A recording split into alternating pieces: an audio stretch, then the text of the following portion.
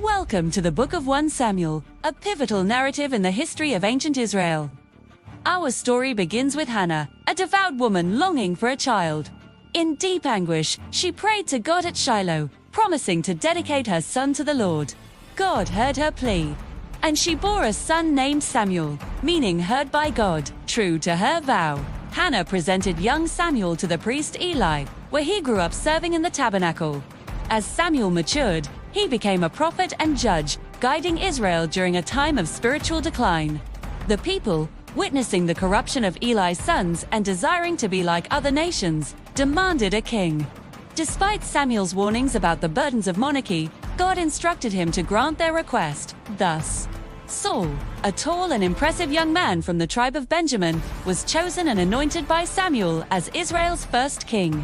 Saul initially demonstrated humility and military prowess, leading Israel to victory against their enemies.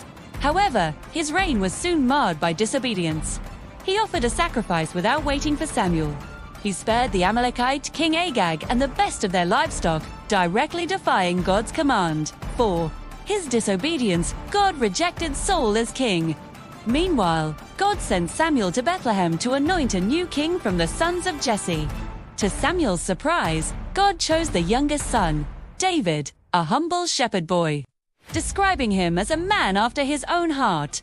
David was anointed in secret, and the Spirit of the Lord came powerfully upon him.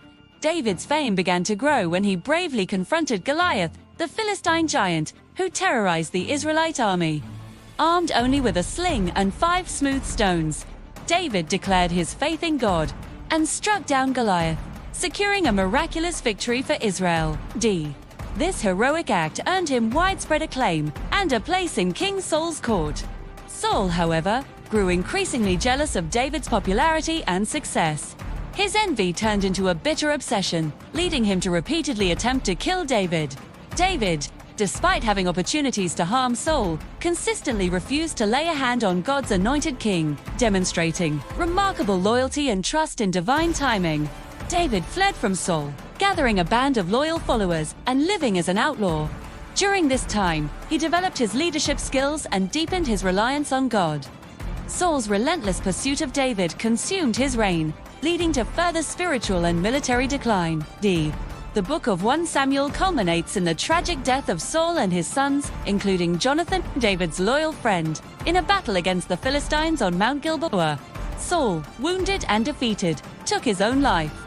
With Saul's death, the path was cleared for David to ascend to the throne, marking the beginning of a new era for Israel. The book of 1 Samuel is a powerful testament to faith, obedience, and the consequences of disobedience. It introduces us to iconic figures whose lives continue to teach us about leadership, friendship, and the sovereignty of God.